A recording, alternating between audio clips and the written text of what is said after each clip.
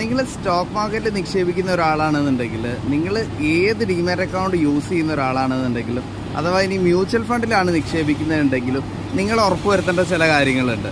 അതായത് നിങ്ങളുടെ നിക്ഷേപം NSDL ആയിട്ടും CDSL ആയിട്ടും ഒക്കെ വെരിഫൈ ചെയ്ത് നിങ്ങളുടെ ഡിമാറ്റ് അക്കൗണ്ടിലുള്ള സംഭവങ്ങളെല്ലാം നിങ്ങളുടെ പേരിൽ തന്നെ രജിസ്റ്റർ ചെയ്യപ്പെട്ടിട്ടുണ്ട്, അത് പ്രോപ്പർ ഡെപ്പോസിറ്ററീൻ്റെ അകത്ത് ഉണ്ട് എന്നുള്ളത് ഉറപ്പുവരുത്തേണ്ടത് നിങ്ങളുടെ ഉത്തരവാദിത്തമാണ്.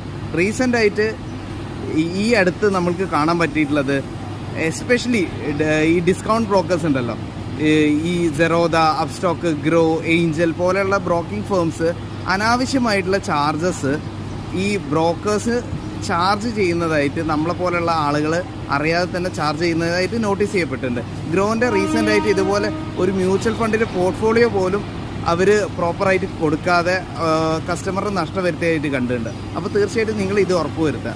ഓക്കെ.